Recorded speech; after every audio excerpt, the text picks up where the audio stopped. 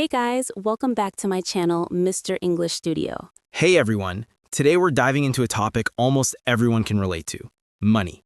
But not just any money talk. We're focusing on easy ways to save and budget, especially for beginners learning English. You might think, money? That's boring or complicated.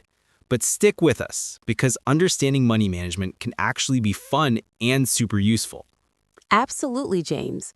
Here's a surprising fact to kick us off. Did you know that nearly 60% of people worldwide don't follow a personal budget? That means most people have no clear plan for their money, which can lead to stress and missed opportunities. Imagine if you had simple, easy ways to take control of your money and feel confident about your finances. That's right. Managing your money well isn't about being rich. It's about making smart choices every day. And for English learners, talking about money can also help you practice important vocabulary, phrases, and real-life conversations. So, in today's lesson, we'll explore why saving and budgeting matter, simple steps you can take to get started, and how these skills connect to your everyday English discussions, whether you're saving for a vacation, new phone, or just to feel safe with your finances. This podcast is for you. Let's start by asking, what does budget really mean? A budget is simply a plan for your money. You list the money you earn, and then you list what you spend each month. The goal is to spend less than you earn, so you have some left over to save. Yes, and saving is the money you keep for future use, maybe for emergencies or something special. But many people don't save enough. Why? Because without a plan, it's easy to spend a little here and there, and suddenly there's no money left. That's why having a budget is like having a roadmap for your money. It helps you avoid surprises and teaches you to control where your money goes instead of wondering, where did my money go at the end of the month? Now, a strong budget doesn't mean you have to give up everything fun or live with no treats. In fact, good budgeting includes some money for enjoyment. It's about balance, making sure your essentials are covered first, then planning for the future, and finally enjoying life. And here's another interesting thing. Saving money can be easier than people think. Small changes like making coffee at home instead of buying it can add up over time. These simple habits build a strong financial foundation.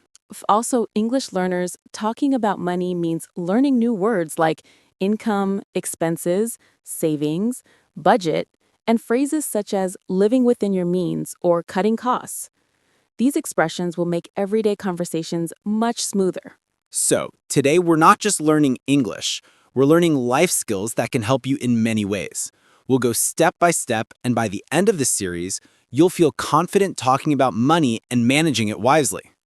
To sum up the introduction, money can be a source of stress or success. It depends on how you handle it. We're here to guide you through the simplest, most effective ways to save and budget using clear English that anyone can understand. Ready to start? Think about one thing. If you don't control your money, someone else or something else will control it for you. It might be debt, stress, or missed chances. But if you keep charge today, you build freedom and confidence for tomorrow. That's the power of learning English and money skills together. Stay with us for part 2, where we'll explain exactly how to analyze your spending and create your first budget in English. See you there. Welcome back to part 2 of our podcast on easy ways to save and budget. Now that we know why budgeting is important, let's dig deeper and learn how to analyze your spending and create a simple budget you can use every month. Right, Emily. The first step is understanding your income. Income is the money you receive, usually from your job, business, or any other source. To create a budget, write down all your sources of income. This shows you exactly how much money you have to work with. After you know your income, you need to look at your expenses. Expenses are all the things you spend money on. There are 2 main types: fixed expenses and flexible expenses. Fixed expenses stay the same every month, like rent or a monthly phone bill. Flexible expenses change. They include things like groceries, eating out, or entertainment. A good way to start is to track what you spend for 1 month. Use a notebook, an app, or even a simple spreadsheet. Ask yourself, Where does my money go? Write down every expense, big or small. This will give you a clear picture of your spending habits. Once you have your list, divide your expenses into categories. For example, housing, food, transportation, entertainment, savings. You can do this easily with categories that fit your life. Then, compare your total expenses to your income. This is the moment where many people discover they are spending more than they earn or close to it. If that's the case, it's time to make changes. Exactly. This process is called budgeting, planning your money. The goal is simple: spend less than you earn. That way, you create savings over time. Let's look at a real example. Imagine your monthly income is $1,000. Your fixed expenses might be $500 for rent and $100 for utilities. Your flexible expenses could be $200 for food, $100 for transport, and $150 for entertainment. Add those up, $1,050. That's $50 more than you earn. That's a problem. To fix this, you might reduce entertainment or find ways to save on groceries. Maybe cook more at home instead of eating out. These small changes help balance your budget and start building savings. Good budgeting also includes setting a savings goal. Even if it's just $20 per month, saving regularly builds good habits and gives you a financial cushion for emergencies. For English learners, practicing these money words and phrases will make it easier to talk with others about budgeting and saving.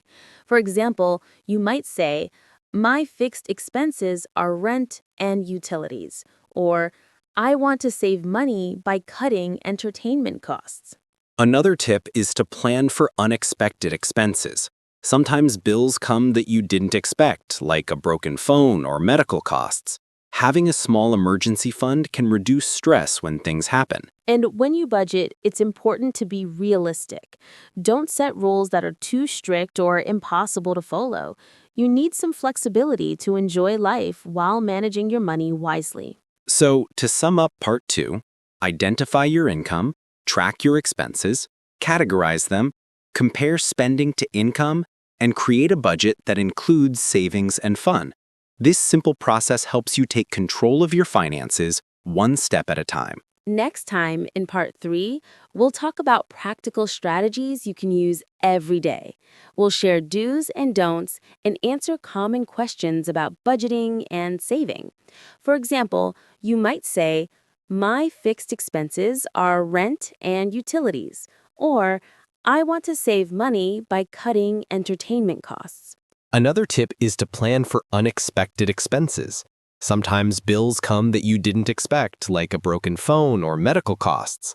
Having a small emergency fund can reduce stress when things happen. And when you budget, it's important to be realistic. Don't set rules that are too strict or impossible to follow. You need some flexibility to enjoy life while managing your money wisely. So, to sum up part 2, identify your income, track your expenses, categorize them, compare spending to income, and create a budget that includes savings and fun. This simple process helps you take control of your finances one step at a time. Next time, in part 3, we'll talk about practical strategies you can use every day. We'll share do's and don'ts and answer common questions about budgeting and saving. Plus, a little favor, don't forget to subscribe to the Mr. English Studio channel, like this video if you find it helpful, and share your thoughts in the comments. Yes, your support helps us create more lessons like this, and we love hearing from you about what topics you want next. Thanks for joining us so far. See you in part 3, where the real money-saving magic begins. Welcome to part 3 of our English Money Podcast. Now let's move into real-life applications. How can you actually save money and stick to your budget every day? That's a great question, Emily. One of the best ways to save money is by setting clear goals. What are you saving for? Maybe a new phone, a trip, or just an emergency fund. When you have a goal, it's easier to stay motivated. Exactly. Another important strategy is tracking your spending regularly. It's easy to forget small purchases, but they add up fast. Check your expenses weekly, not just monthly, so you stay on top of your budget. Let's talk about some do's and don'ts. Do keep receipts or use mobile apps to record your expenses. Don't ignore small daily costs. They make a big difference.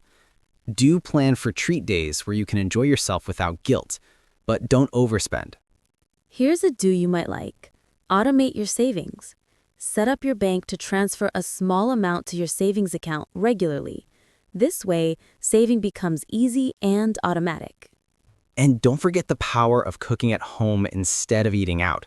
Preparing meals can save a lot of money, and it's healthier too. Also, always look for discounts and sales. But avoid buying things just because they're on sale. Only buy what you actually need. Now, we want to remind you to subscribe to the Mr. English Studio channel if you haven't yet. Like the video if you're enjoying it, and comment your own money-saving tips or questions. Your participation makes this community stronger. Thanks, James. Next, we'll move on to common myths and mistakes people make about money in Part 4. Stay tuned to learn how to avoid those traps. Saving and budgeting aren't difficult when you know the right strategies. We're excited to help you keep learning. See you soon. Welcome to Part 4. Today, we're going to talk about some common myths and misconceptions about saving money and budgeting. Many people believe things that aren't true, and these ideas can hold them back from managing their money well. One big myth is that you need a lot of money to start saving. People often think, I don't earn enough, so I can't save. But that's wrong. Saving a small amount regularly is better than saving nothing at all. Even saving just a few dollars each week can grow over time. Another myth is that budgeting means you can never have fun or buy anything you enjoy. Actually, budgeting is about making smart choices. You can include money for hobbies, entertainment, and treats. The key is balance. Some people also believe that credit cards are bad and should be avoided completely. Credit cards can be very useful if used carefully. They help build your credit score and can provide rewards. The problem happens when people spend more than they can pay back. A common mistake is not tracking daily expenses. People forget small purchases like coffee or snacks, but these add up. Tracking your spending helps you understand where your money goes so you can make better decisions. Another mistake is skipping savings to buy something now. It's tempting to buy something immediately, but delaying gratification helps you save for bigger, more important goals. To fix these myths and mistakes, start with small, realistic steps.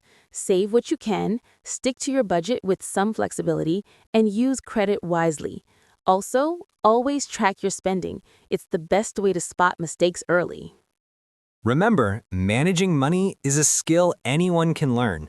Break the myths, avoid mistakes, and practice good habits every day. In our final part, we'll review everything and create an action plan to help you start budgeting and saving confidently. You're doing great so far. See you soon in Part 5. Welcome to the final part, Part 5. Let's review what we've learned about saving and budgeting and create an action plan you can follow to improve your money skills. We started by understanding why budgeting is important and how it helps you control your finances.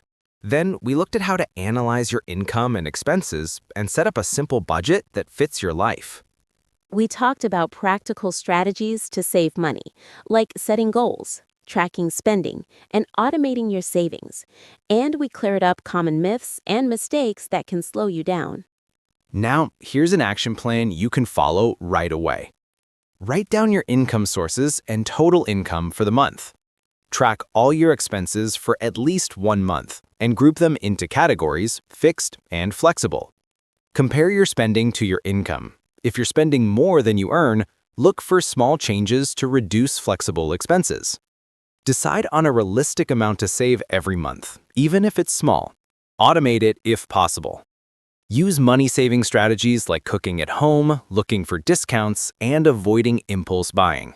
Review your budget regularly, at least every month, and adjust as needed. Remember, saving money is a journey, not a race.